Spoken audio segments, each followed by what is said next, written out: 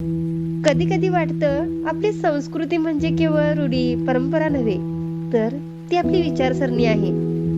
जिथं नात्यांची नाजूक वीण असते, शब्दांचा जप असतो आणि माणुसकीचा खरा अर्थ उमगतो. कुणाच्या सांगण्यावरून आपल्या मनात एखाद्या व्यक्तीबद्दल चांगले व वाईट मत बनवण्यापेक्षा आपण स्वतः 4 पावलं चालून समोरासमोर त्या व्यक्तीशी संवाद साधून मगच खात्री करा.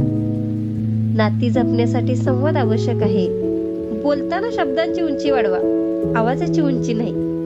कारण पडणाऱ्या पावसामुळे शेती पिकते, विजांच्या कडकडाटामुळे नाही. वाहतो तो झरा असतो आणि थांबतं ते डबकं. डबक्यावर डास येतात आणि झऱ्यावर राजहंस. निवड आपली आहे.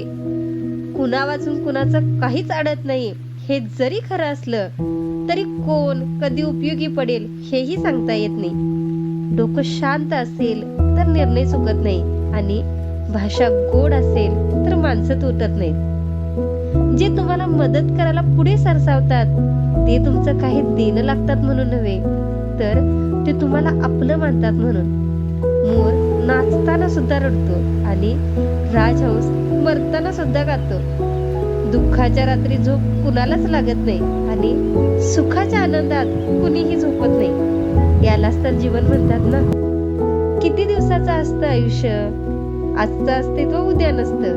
मग जगावं ते हसून खेळून, कारण या जगात उद्या काय होईल हे कुणालाच माहिती नसतं. म्हणून नेहमी आनंदित राहा, खळखळून हसा, भरभरून बोला. कारण हसण्याचं आणि बोलण्याचं वरदान फक्त माणसालाच मिळालेलं आहे. धन्यवाद.